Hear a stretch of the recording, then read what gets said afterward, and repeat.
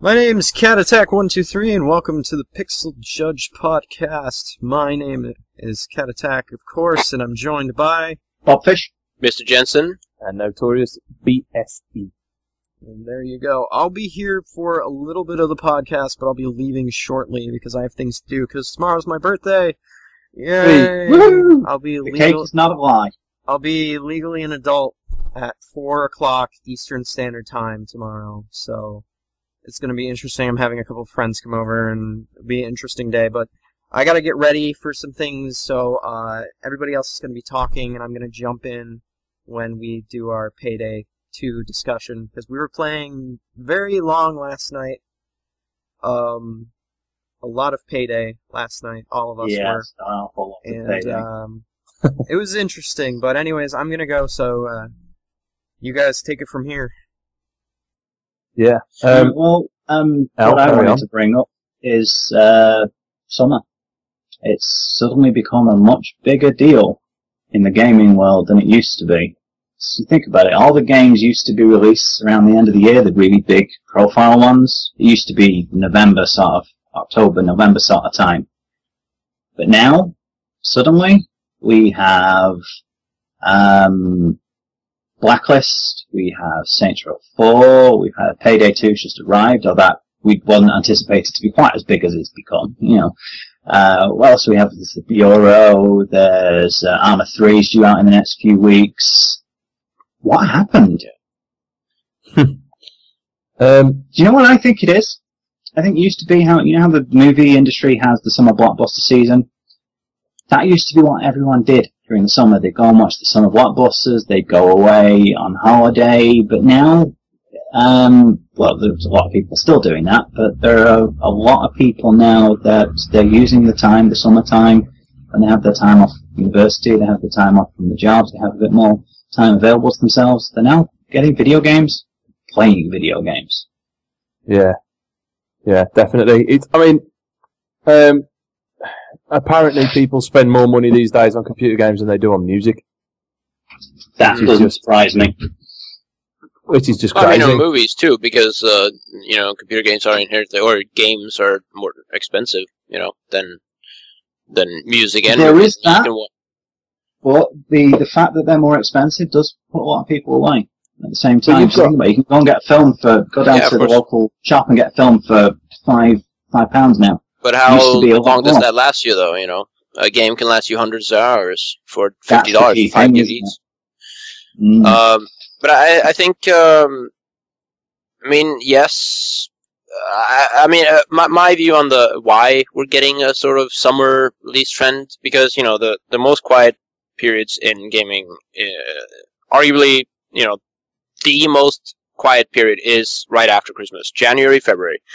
Yeah. No games come out then, pretty much. And the games that do come out are forgotten by the end of the year. The games that do come out then are forgotten at the time because nobody has any money. Well, yes, but even in February and March, there are some games coming out then too. But the busiest time is mostly the fall, the autumn, and then a little bit in the spring. But the summer and the early winter are the quietest periods. But now summer is sort of gradually starting to change up, and it's more titles are being added, and it might be it's becoming a trend to more popular to play games in the summer as well. But I think it's some of it is just because you look at these games. Saints Row 4, XCOM, The Bureau, Payday 2. These are games that are they're anticipated by a lot of gamers. But there are certain games that everyone will always buy. It's like the GTA, Call of Duty, those types of games. The games that are huge, that everyone will buy, and a lot of people won't be able to buy anything else that month, or for a few months maybe after that. So where you look at XCOM, it's a game that has, it's a little wobbly. The marketing, it's been, the reception is a little bit mixed. And Saints Row 4 is probably a great game that many will love, but at the same time, it can't compete with GTA. The marketing of it, the brand recognition, the budget, alone, just the fact that it is so expensive to make it, everyone sort of, it's like with the summer blockbuster movies, where the budget is high, so you want to go watch it almost just because of that. And I think the reason a lot of these are coming out in the summer now is because they want to come out before the big rush in the fall. So that's why they release them in, August, September, just to be able to sell copies at all. I mean, Payday 2, if it had come in November, it would just have been killed. It wouldn't have the successful launch it has now. It's true. Yeah, I think you're right there. Probably because there ain't not so many people have played the first one. Let's face it, it's limited to PC gamers and PC gamers only, really, the first one. And it wasn't all that great, honestly. It was kind of mediocre. It wasn't. It was ambitious, but it wasn't that great. It was novel. That sort of thing had never really been done before, especially the bank robbery theme, in that kind of setting, yeah. But it had never been done before. But you're right, it really wasn't all that. It wasn't what we were expecting it to be when we first heard about it. Yeah, it got better with time. They patched it up, but at release, it was, it was kind of, the gunplay was boring, and it was very repetitive. It had the co-op from Left 4 Dead, but that was pretty much the only thing it did, and the theme of heisting, but it was kind of like a gimmick, really, because it was basically survival, horde mode, against cops instead of zombies or something like that, because you just went to the bank and you stayed alive. Yeah. But the thing, what you said there about it being buggy at the beginning, gamers are notoriously reactionary. The game isn't perfect the very moment you start it. Some people just turn off and never give it a chance. So if the game launches in an iffy state, it's pretty much doomed, especially at the end of the year. But going back to that, actually, there's one thing you mentioned about the fact that they want to get their bigger, but not the higher profile, but not their biggest titles. They want to get them out of the way now. Something else I've noticed about them is that a lot of these games that are coming, those they have online components, like Blacklist, for example. It has your Spies vs. Smurf. It's not one that's selling itself on that. It's going more on the single player, which means it's a shorter attachment. It's the sort of game you can finish in a couple of weeks, maybe to a month. So it's that little extra bit. Yeah. Tied you over until Christmas. Yeah. During the summer holidays, when people have a bit more time on their hands, they can play that game that'll do them over until the big one turns up that's going to occupy a massive amount of their time. And that's a good thing for me. Whereas the movie industry has the summer blockbusters where they just throw a massive budget at it. It's special effects. It's the same shitty story that they do every year. It's the same set pieces they do every year. And people go and see it just because it's the new one. Where they're getting that, we're getting the stuff that, frankly, is higher quality. The end of the year, for the most part, is when you throw out the big ones that have the big appeal, not so much for their quality, just because they're big. They're very good at what they do, don't get me wrong, and there are the exceptions, like Grand Theft Auto is always going to be like insanely, amazingly good no matter what happens, and that's an entity unto itself. But the ones we're getting in the summer are more of the finely crafted ones that fall not quite niche, but not really the big mainstream. But I think you're kind of glorifying it because you're forgetting, I mean, we still have June and July, those months, and what games can you mention that came out that was so great back then? I mean, I can remember Company of Heroes 2 came out, and that was pretty good, and The Last of Us, not on PC, but, it was supposedly a good game. But then you have, like, Dark, which has just been slaughtered. I haven't tried it myself, and Deadpool didn't really get that good. I mean, the Smurfs 2, it says here on our page, so what is that? The summer still has a lot of crappy games. Oh, I'm not saying it doesn't. Filler games. I'm just saying, and I'm not saying that this is what's going to stay happening. It's just this is where the trend seems to be heading now. It's because it's only recently that this has started to do. Because for a while you'd get almost nothing during the summer. Now we're starting to see some of the big ones, and we're also speaking of the early summer is when we start a lot of the smaller publishers that would know they're going to die everywhere else they go. They can't release just after in the spring because everybody's still keeping up on their winter backlog. They can't do it during the winter because everybody's going to be buying the big games. They can't do it during the autumn because everybody's saving up for the big games. So they've done it right at the beginning of summer. Things like Mag Runner. Mars Warlords, both by Focus. What else was there? There were others. There was when Fez was released, wasn't it? And it did well for itself. It was early in this. Fez was released early this summer, right? Am I getting the dates right? But my point is that some of the smaller titles That's when we got what we got in the early months of summer and the end of spring. I think it's like it's just a side product of the game industry as a whole becoming massive, which is mostly owed, I think, to mobile gaming, really, because you've got people who've never really played a video game before in their life. Yeah, exactly, and they're all of a sudden they're playing games. I mean, they're mostly crap games like Candy Crush, but they are, they're playing games. They're still part of the gaming industry, aren't they? And it's just becoming huge. It's cool to play games now. When I was a kid, you were a geek if you played games. These days, everybody does.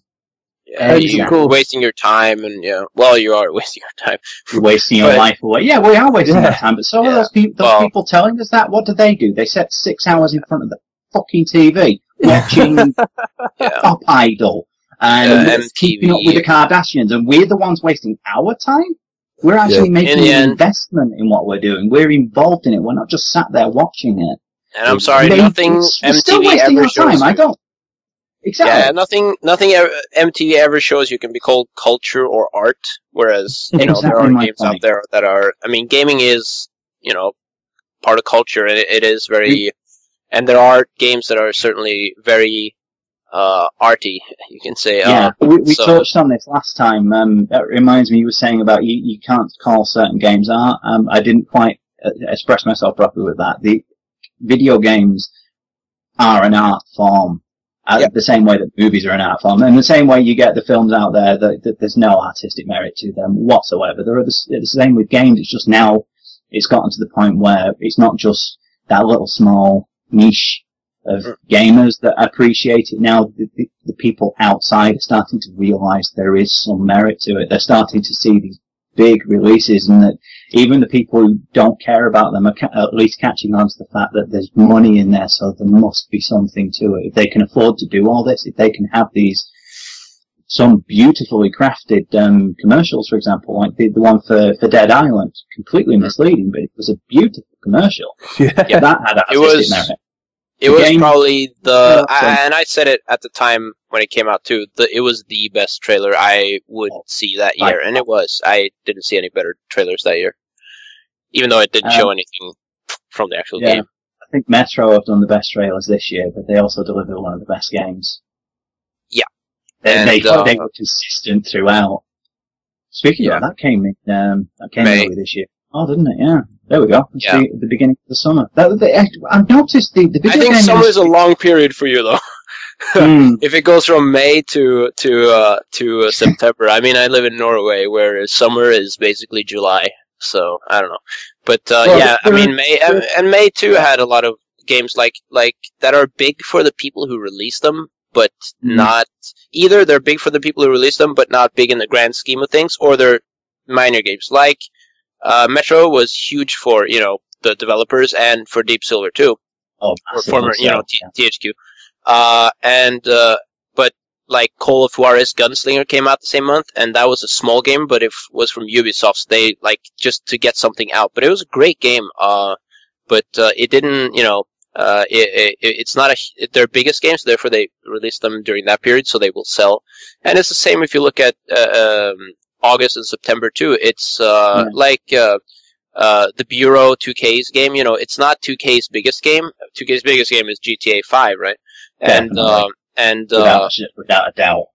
Yeah, and the same with Ubisoft now in the fall too. They release Splinter Cell now because they know it will sell as long as there's not too much competition. But the big horse they're betting on is the new Assassin's Creed, which is coming in November or October, something like that.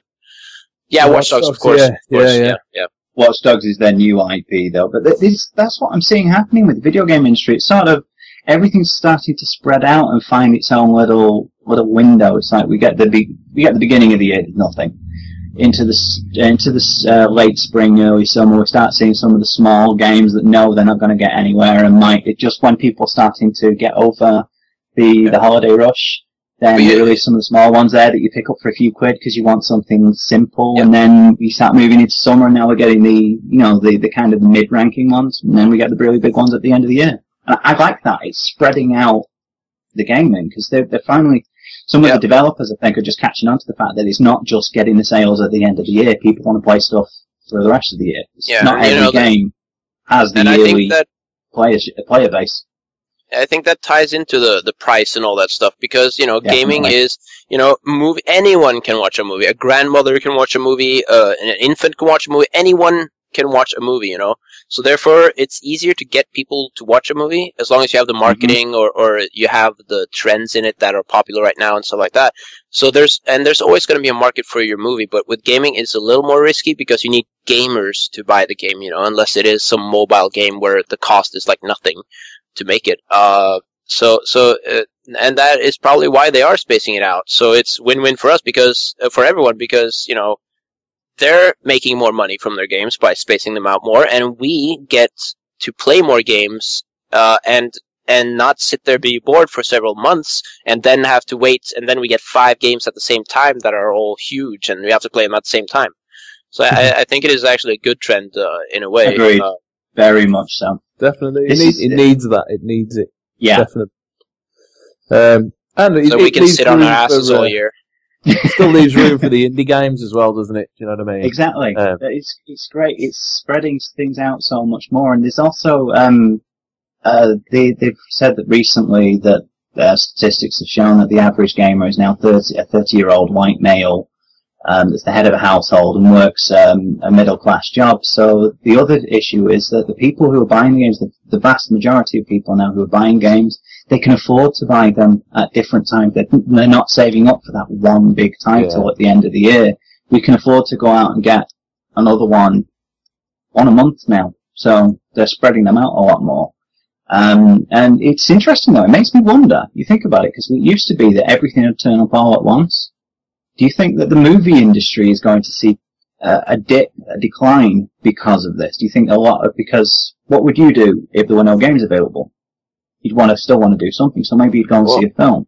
Maybe I'm not saying it's going to be a massive thing, but it is interesting to think. But I don't think movies, because again, you don't have to do anything to watch a movie. You just sit your ass down and you let the movie play out for you. But I'm just wondering, do you think there will be a knock-on effect? I can't imagine it being huge, but you could maybe see a small blip to show that the movie industry isn't dominating quite as much as it used to. It's not making as much money as the video game industry, from what I heard. But that's there's probably more money in rotation, but it is the biggest titles in gaming are bigger than any movie titles. The Call of Duty games are making more money than movies are.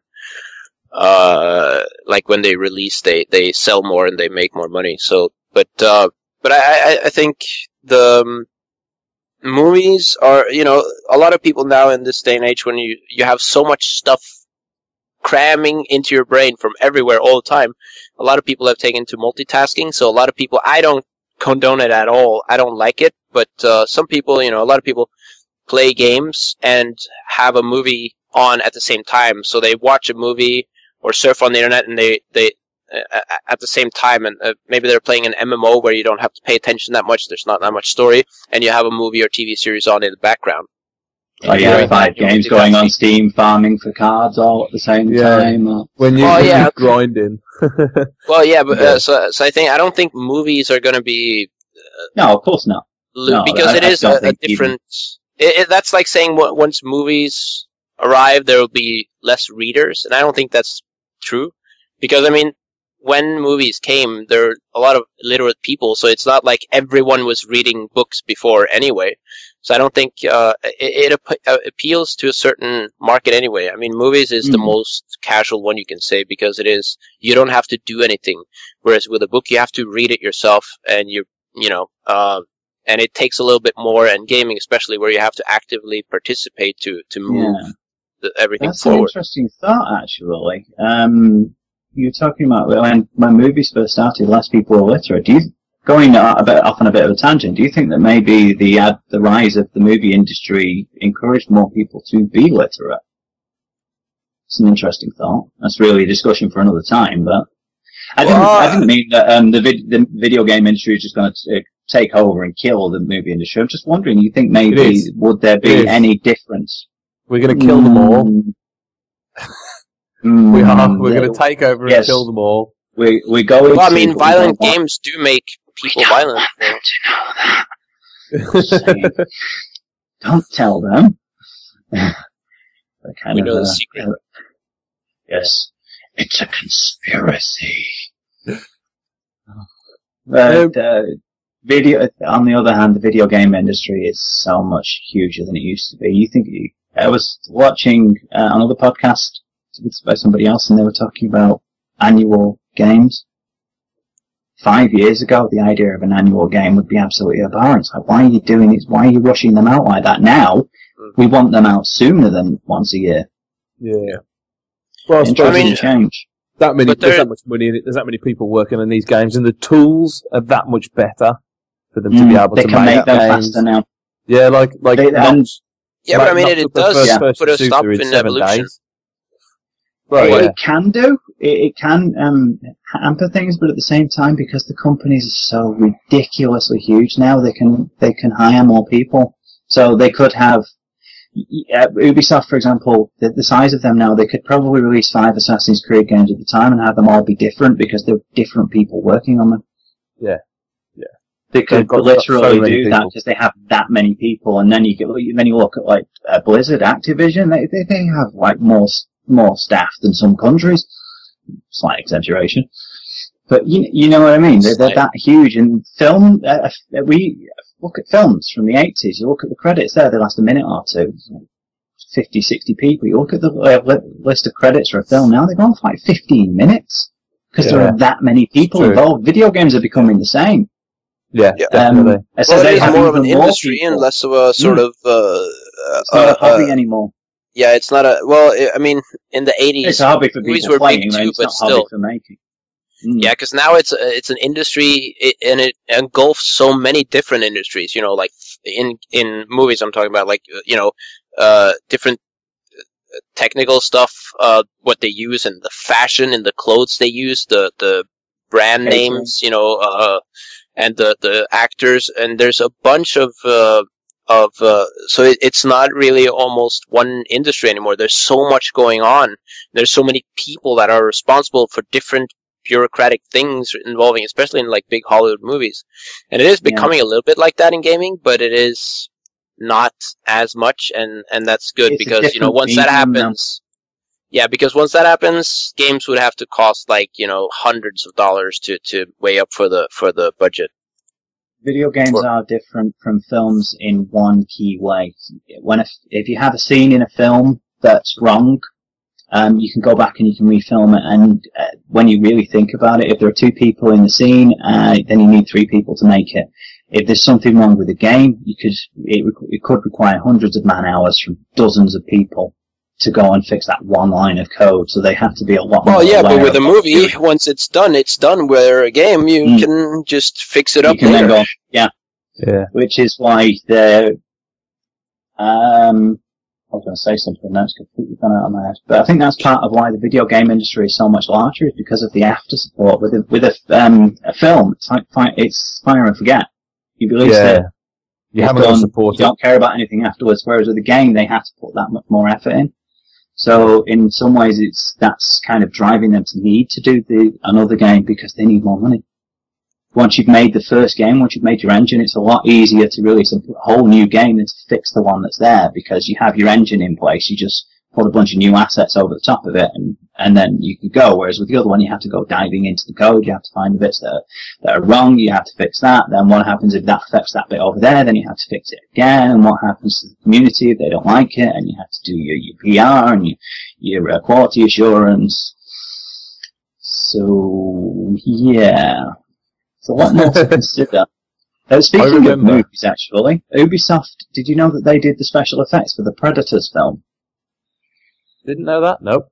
Yep, they did the digital effects. Okay. Because somebody came and gave them $12 million to do it. All right. But it shows how the industries are so much more interconnected. Like what you were saying, video game industry isn't just the video game industry because they're the developers. And pretty much everything is based on something now. So you have to get the rights from that, and the writer or the game developer or the company that owns the Battleship board game thing, when they made that movie, you know. And then you hire in your script writers, you hire in your quality assurance, and they might be working for somebody else at the time. You might have to get iron out a contract with them, and maybe there's a movie tie-in, and maybe there's a line of toys, or Lego, or mouse mats, plushies. And with video games, that's happening now too. So you know, you're getting think about all your profile names. There's more sort of talk about rights for game developers and salary for voice actors. Voice actors, I mean, Nolan North is pretty much as famous as any Hollywood actor to a gamer. More so you know, I think. It's like, Nolan North. I haven't heard him in a game for at least 5 minutes. There is a reason you can choose to be like male 1, 2, 3, and then Nolan North in Saints Row 4. It's because, you know, it's an internal joke sort of, but it's not even as internal anymore. It is, so, you know, gaming is definitely, or has already gotten a lot of recognition, and rightfully so. It's not as big as the movie industry, and it will never sort of be as big. I mean, there's money in it, but the thing about the movie industry is just, again, it's not as accessible.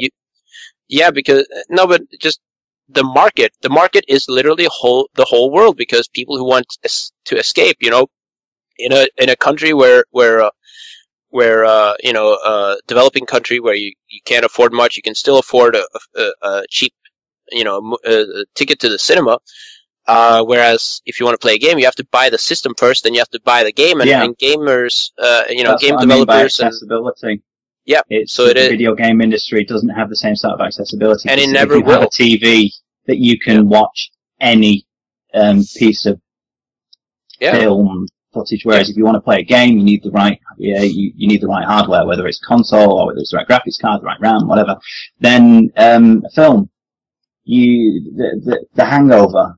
I absolutely despise that film, but the reason it sells the reason people go and watch it is because it's an easy film to watch. It's an hour and 45 minutes. It's simple. It's easy to follow. Anyone fast can food watch for it. the mind.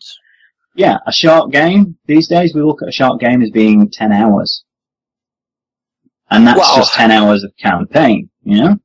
Yeah. Well, we look at anything under 10 hours and we're like, why did they even bother releasing it? Yeah. And you're not just sat there watching it. You're actually involved. You have to do something. People, the accessibility issue there is that a lot of people want their entertainment to be just sit down and look.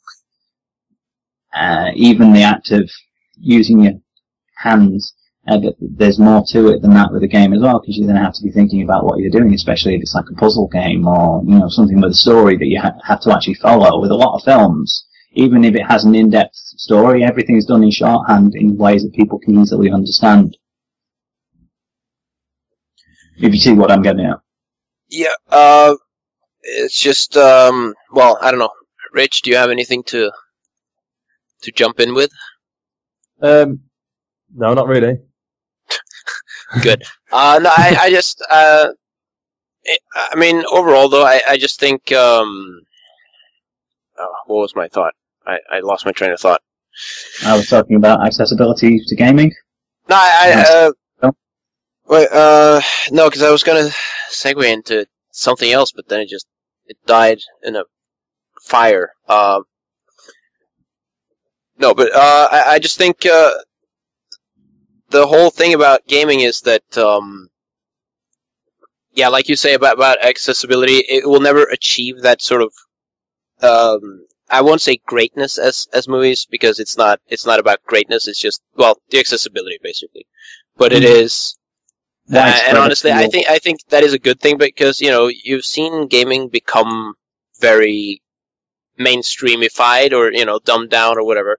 The biggest releases are the sort of, usually the developers who easy access ones. Yeah, and they go safe. They make something that, you know, everyone can relate to. It's not something alienating anyone. We're going to sell a lot of copies with this.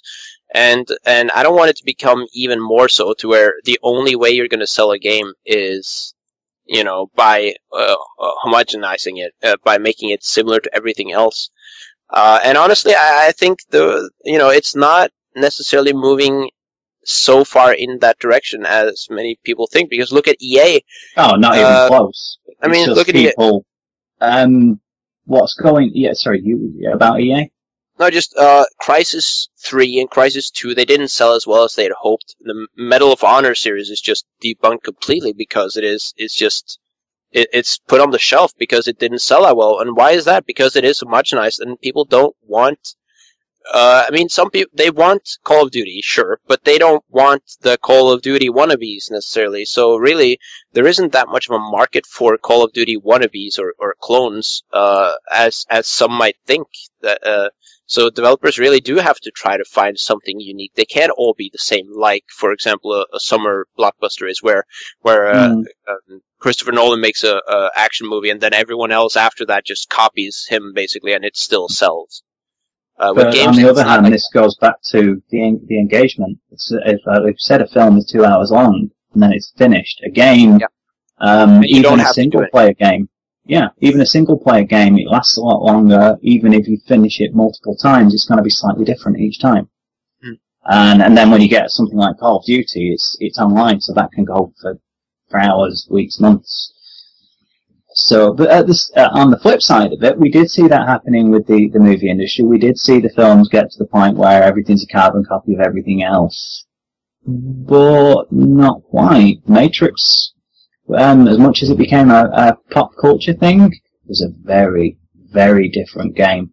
It's a very different film. It was so much deeper than the usual shite that you had coming out. So, it doesn't matter how mainstream something becomes.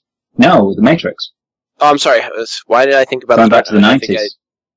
Well, yeah, The Dark Knight is probably our recent version of it. My point is that it doesn't matter how mainstream everything becomes, how streamlined everything is, there's always going to be that market for the deeper stuff.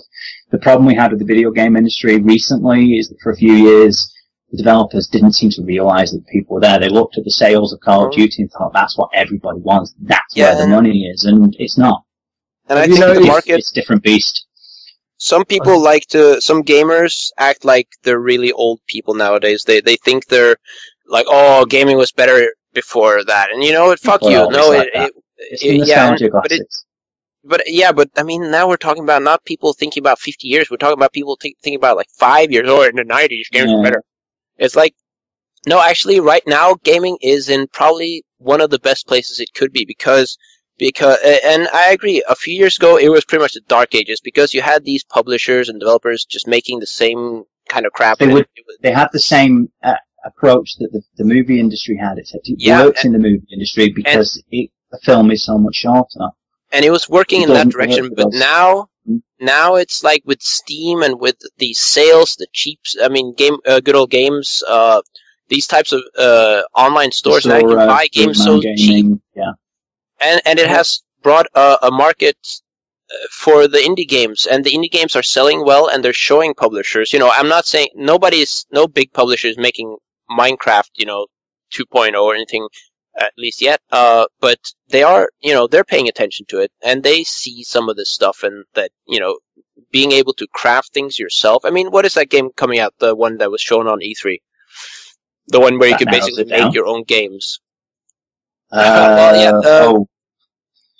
I don't. It was shown for I think the Xbox One or something like that. I know the one you mean. I can't remember the name of it though. It's basically an editor, and it just these games where you can craft and make your own things. It has proven that this is popular, and video games, the big developers and publishers are paying attention to it, paying attention to the successful indie games. Definitely. EA is a good example, actually. I was going to say how when something different comes along, and I mean something really different, how big it takes off. For example, we were saying earlier about how successful Payday 2 has been just in the first week, but never mind the same old thing, is it? Before it was released. It was profitable before it was released because it was so unusual. So even though it was the same formula in so many ways, it's a first-person shooter where you go to an objective and you shoot stuff. But there's that little extra twist. And it's not, again, like we said, you had all these games turning out the same old things. And like you say, Medal of Honor flopped. I imagine Thief is going to flop, the new Thief. I mean, what's happened to that series? I remember the first game when it first came out, the first Thief was brilliant, and it went down really, really well. Sold loads of copies, but since then, well, compared to that time anyway.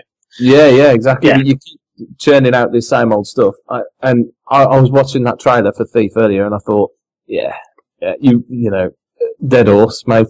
I don't think it's gonna flop, but it's gonna be. I think it might be kind of like Splinter Cell Conviction, where it just, yeah, it just doesn't know. It kind of, yeah, it wants to be Dishonored, but it wants to at the same time be something else, and it doesn't really know. It doesn't really have much of an identity. It just feels like stealth game, you know, number 135, and it might be a great game. You know, we shouldn't beat on it immediately, but I just feel like.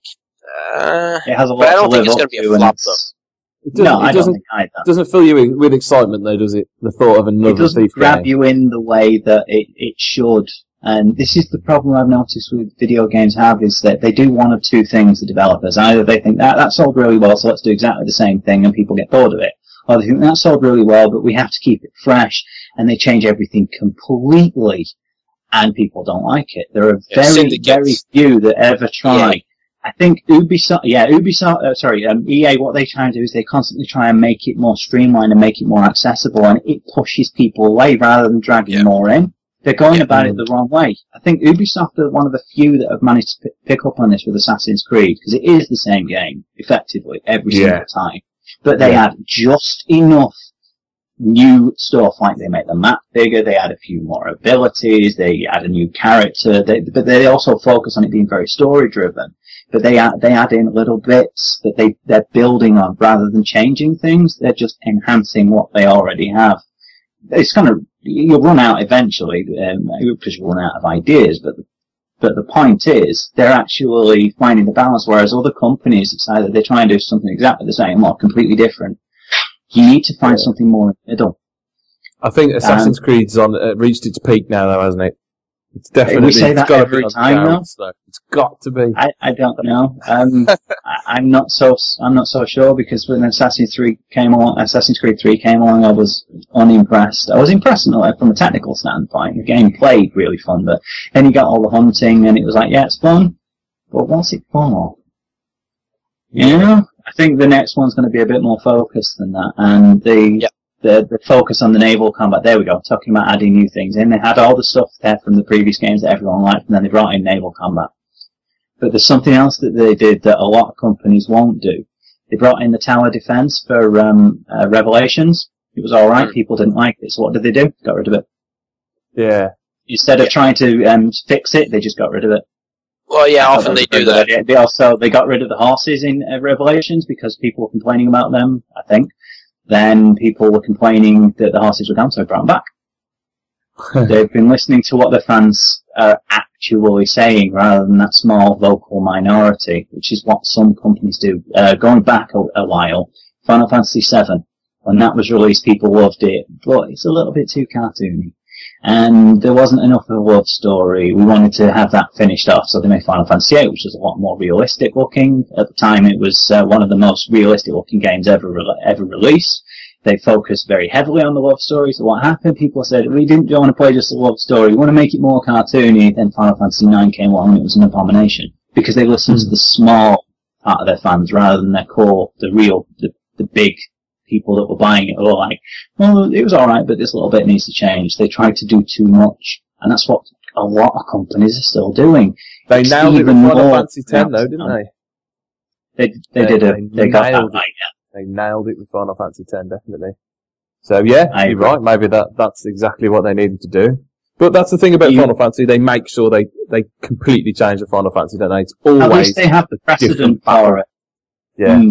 They do have precedent for it, at least. Battle mechanics are always different, aren't they? Not so much. It wasn't until Final Fantasy VII that things started to change. But ever since then, it's been similar. But since then, they have they successfully reinvented themselves. But they came along at just the right time. They were making it for new hardware, and they were doing things that they weren't able to do previously. We don't really have. We get a lot of people saying things like that, but Yeah, there's a little bit of truth in it. I mean, having more computations per second and having more RAM and having larger environments does allow you to do things that you weren't able to do before, but not in the same way as the jumps in the past have done. Yeah. So there's not the same sort of need to put out this really big new thing. Look at what Payday is a great example of that, because it's still a pretty standard first-person shooter in every way, apart from what you're actually doing. That was the defining feature, and that's what made it so interesting. It was something we could easily relate to because we were so familiar with the style, but it had a little twist. And that was that little twist that sucked us into it. It's that little twist that made it such a compelling game that we were up until 5 o'clock this morning playing it. That might be me tonight. We're just gonna do a couple of quick card runs 4 hours later. Like, we really need to wrap this up. An hour after that, we finally died. I'm back. Gave up. Hey, you're just in time. We just got onto Payday 2. Yay! I don't know if you caught that, but we were saying the reason Payday 2 stands out so well is because it has something that we're all familiar with. It's pretty standard first-person shooter controls, but it has the bank heist. It's a nice little twist. It's so easily accessible. Yeah. It's something that nobody else is doing.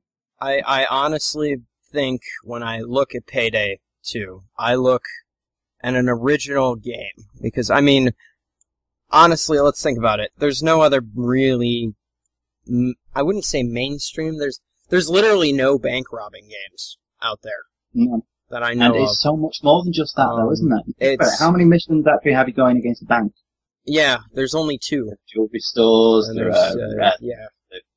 How many times have you walked into a bank and you've been stood there in the queue and you're looking round at the CCTV and you're thinking, I wonder how hard it would be to rob this bank. I think everyone's done that at least one point or another, and then this game is the legal way to do that without getting in jail forever. Exactly. So it's another thing about it is it's so focused. It's so very tight. It knows exactly what it's doing. It's so much more objective driven than a lot of these supposed objective games are. Yeah. And you can accomplish them in so many ways, too. Yeah, and look at the size of the maps. The bank level is literally, it's the bank. That's it. There's a little bit of the street around it, and it's kind of gone in the exact opposite direction to where most people are. And you look at the battlefield maps, and they're like 250 million square kilometers, and then you get Payday 2, and it's like 50 feet. Yeah. I definitely agree. It's because it's so focused that it's able to do that. Because the objective is so clearly it revolves around that one thing, and you want to get it done as quickly as possible, so you're on to the next one. I'm not saying that making it bigger is bad. It's because it's so different. That's what's made it stand out so much, and that's one of the things that the industry needs is people that do something unusual. They looked at Left 4 Dead and took the best part of Left 4 Dead, which was the finales. That was the best bit about Left 4 Dead, was when you had to dig in and you all had to cover each other's asses. And there was no real heroism. Every now and again you'd get a hero who go running out, go save someone who's lying on the floor. Hey, Roy Jenkins! Exactly. I've honestly, when I play first-person shooters like Battlefield or Call of Duty, or any kind of first-person shooter for that example, I look at Payday, and I'm like, it's so much fun, but you would think it would be so boring and repetitive. But the thing they added is randomly generating levels. Yeah. That was a real stroke of genius. It was really good, because you can't go on YouTube and look up a Let's Play of, I did this stealthily, because once you get into that level, everything is random. For example, we were playing how much variety they can have too. Yeah, for example, there's a level where you have to steal paintings. We were playing it last night, and you have to steal these paintings, and we got 3, the minimum, which was 4. And when the first time I played it, because I played it before, obviously before we all played it, I was like, why do we need these paintings? Honestly, because we exchange them for money. And I was like, what was the point of that? Did we just do it for a contract or something? And then we go to a senator's apartment, and he's like, oh yeah, remember those paintings? Yeah, I put cameras into them, so you guys can look around. I was like, oh, well, what use is that? And he's like, oh yeah, you need to pick up these 5 tiny micro items in this huge penthouse. And by the way, there's 10 security guards and they walk everywhere. I was like, oh. And a bunch of cameras as well. Yeah. And once the alarm goes, no more vault. You just gotta get out with the information you have. Because the vault closes, so it's like... And that really is one of the key features that improve Payday 2 so much than the original. It's just that just the fact that you can do something stealthy, even if it takes you to level 75 to do it, it's still just, it just creates this whole different atmosphere to it, where it's not just, okay, we're going to run in here, defend, put out medkits here, we defend, shoot, blah, blah, blah. You know, usually it will be that, but usually it's like, okay, we're going to try to do the stealthy, and like 3 minutes in, it goes to hell. Next time, 5 minutes in, it goes to hell. Next time, 10 minutes in, it goes to hell. Next time, 1 minute in, it goes to hell. You know, it's random. You always have to, you have to adapt. Yeah. And it usually, I mean, there are bugs and the AI is kind of broken at times, but usually you feel like it's your fault that you got busted because, oh shit, I shouldn't have been so aggressive here. I should have waited for the guard to come around. I should have knocked him in the head instead of shooting him. Or I should have been more aggressive. Yeah. Yeah, exactly. So there's always something, and it just adds so much. I mean, a cooperative game that is only cooperative, it doesn't have any competitive, is immediately at fault. And is actually cooperative. That's the really key thing about this. There are so many games I've seen where they have the co-op and you can go into squads and stuff, but then you end up running around on the map on your own. Some guy's like, hey, we need some help over here. You go over, you do it, and then you bugger off again and go do your own thing. It's Payday. You're all doing stuff. You all have your role and you're all actually doing it. And you're watching out for what everybody else is doing. Yeah, with cooperative games, you need content. You need variation so that, because otherwise it's just going to be the same thing again and again. And it's like, you know, you're not going to play a single player game forever if it's just the same level again and again. So it's like, and it's so important to have that variation, and Payday 2 has it. Of course, I want more heists and more content, more weapons, more attachments, stuff like that. But the way it is even now, though we don't have them all yet, we still want more already. Yeah. For the price they're charging, it is just a great purchase. It's a great game. It's definitely so far my personal co-op game of the year so far. Oh, definitely. Definitely. And then that thing about us wanting more from it, it makes us sound like we're whiny entitled little gits, but it's not that we think it's lacking. It's just that it's that good. We already know we're going to be pumping the hours into it. And before I forget, the bit about the stealth, as frustrating as it is that you just can't pull it off at the lower levels, even when you reach reasonable levels, 30s and 40s, you're still struggling to pull it off, but you know that you can do it, and you're so close, and you put in a few more heists, you get a few more levels, a few more skills, and then when you finally do, you're like, yes! It's very rewarding. Yeah. I've worked for it, and I've made it, and it keeps you hooked in. This game, to be fair, it could be an MMO. If it had enough work put into it, this could be an MMO. Yeah. It could be like Warframe, for example. Yeah, exactly. Generating their own missions, like getting some guy actually coming and saying, right, I want you to go and do this, and then them paying you. That'd be awesome. Yeah. I wouldn't be surprised if Payday 3 was free to play. Because it does have, you know, the cash and stuff like that. It could have been microtransactions, but I was so happy when I read an interview before the game came out when someone asked him, "Is there going to be microtransaction?" And the developer was like, "No, hell no, we're not going to do that." And I was like, "Yes, awesome."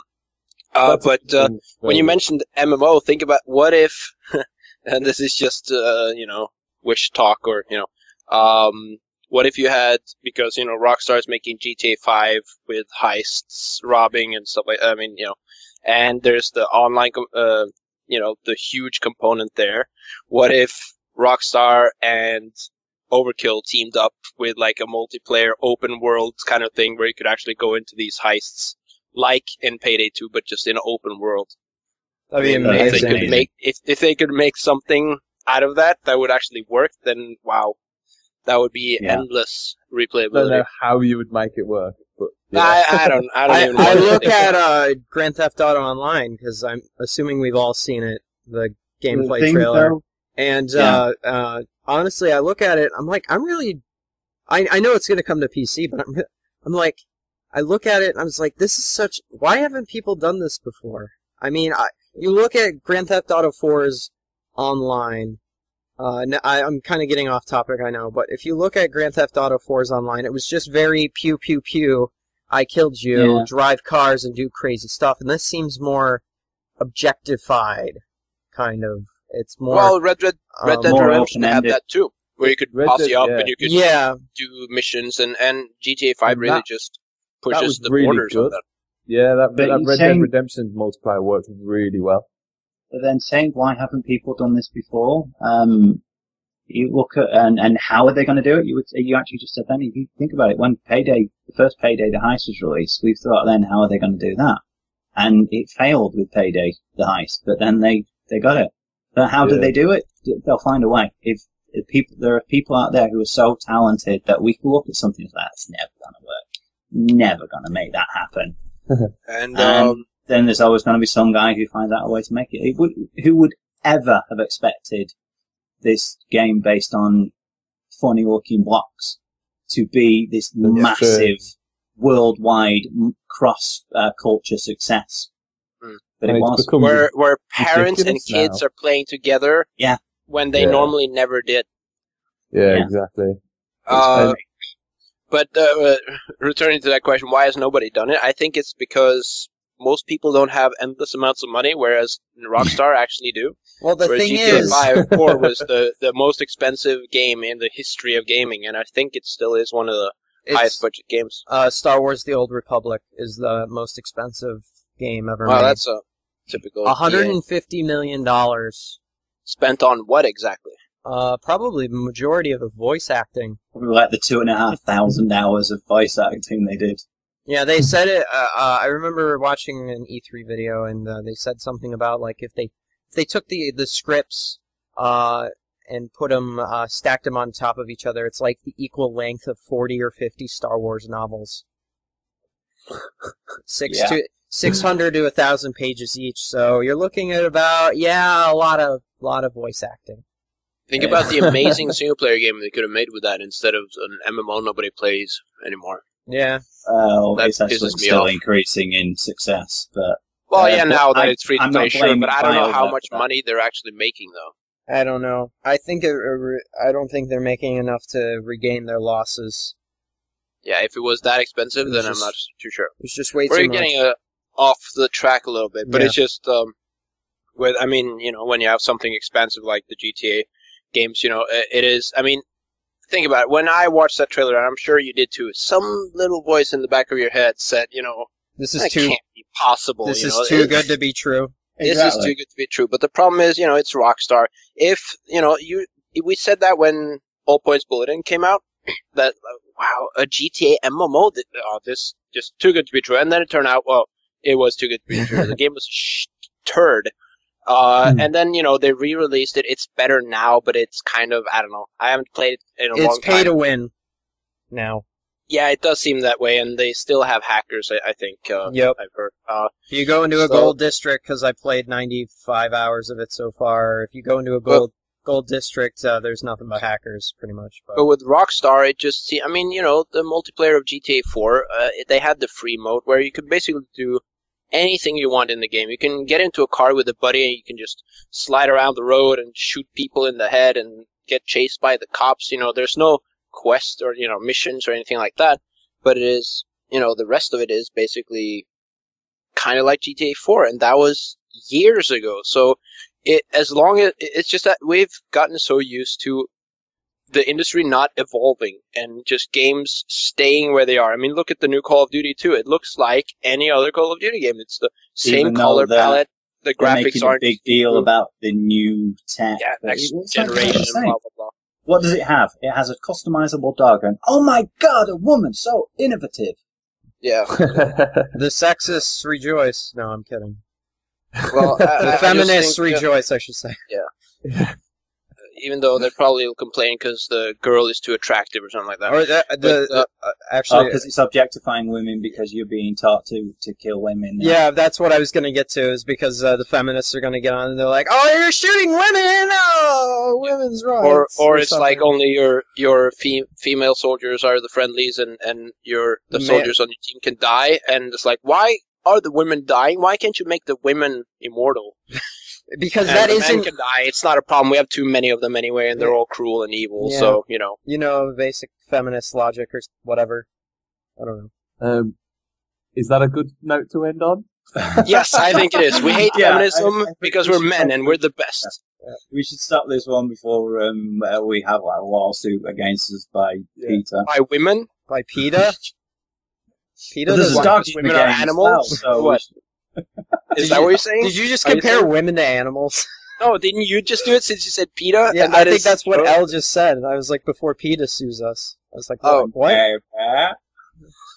Maybe. Who's going to close Right. then? I just think, at the bottom line of this whole discussion, I mean, Payday 2 is awesome, even though it's buggy. Go it buy will it. probably and buy it Go buy because it. it's cool. If you have friends, buy it. If you don't have friends, Buy Public it. Play is Come walk still- us up and we'll be your friends. Yeah. Still Public buy Play- it. Yeah, public play is good. So it actually works. It works much better than Left 4 Dead ever did, for example, in public. And if you don't have internet, then you might want to skip it. But I don't think it's outboxed. Yeah, on consoles. On but not consoles, PC. yeah. So, yeah. But, And if you- then hello, why are you listening to a podcast on the internet? So, Yeah. But the good thing is that if you join it, it's not like a League of Legends or Dota community. They're very nice people. They'll help you out. They'll well, coordinate. For now, but it's For only now. been after a few days. The Yeah. elitists will come. But Yeah. for now, it's great. So buy it now, not later. Yeah. That's what I think. Once I hit a level 100, I'll be like, filthy level 10s or something. I think everyone's like that. But I don't know. Yeah, and as for the gaming in the summer, I personally just think it's a result of the games coming out in November and October being so big and they cost extra. They cost like €60 or $60 instead of 50. That some developers and publishers have been forced to release their games earlier and gradually earlier and earlier into the late summer and July and June, and I think it's a good thing. It might have felt It's good for them. Yeah. It might have felt negative to the publishers and developers, like a loss in the beginning, like, oh, we have to back down because we don't have the biggest games. But in the end, they're making more money from it, and we get to enjoy our games longer before we have to jump to the next one, instead of hasting through one.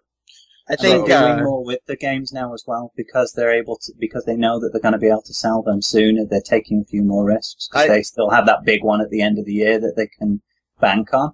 So that's even better for the industry. And again, for us, they're going to be the mess ups that, Yeah, well, basically, in my opinion, because I wasn't here, but basically my opinion on the whole summer releasing, I think since the new console generation, and basically these are the last of the generation games. After this, everything's going next gen, basically. Well, we've been next gen for a long time, but excuse my Master Race thoughts for a second while I go back to your pheasant levels. But I'm thinking, basically, once you hit September, I think... Did you just say pheasant level? Are you making fun of Philfish? Yes. That- The filthy Or did you- peasants. Peasants, I meant. Not pheasants. Okay. But, 'cause I just thought Fez fans or something. But basically, Totally on track. I look at it and it's like, if you release anything after September, the middle of September, you're shooting yourself in the foot, because there's going to be a console release in October, end of October. that's Maybe. another good point. Middle of November, early, like first week November. I honestly couldn't see it any more before that. So basically, I understand, like, for example, I'm very confused at Rockstar, for example, not to get into another discussion because we have to wrap it up, but I'm very confused at Rockstar releasing Grand Theft Auto this late in I think the they're confident, generation. I know they're confident. They know it'll sell. It will sell.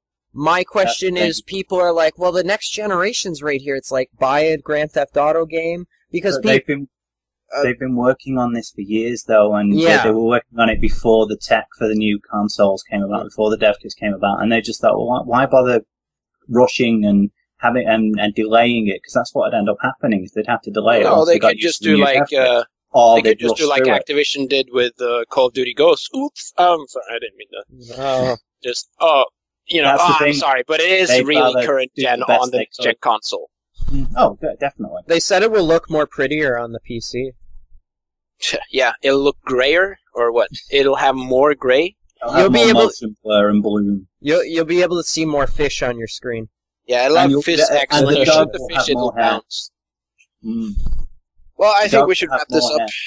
You I can think we've gone through everything, and just remember, feminism sucks. That's what You- she said. you can see another scar inside the dog, like on the scar. Like there's a scar within the scar. Scott With said. feminism? Yes, Okay. and that's where we're ending it. I think it is.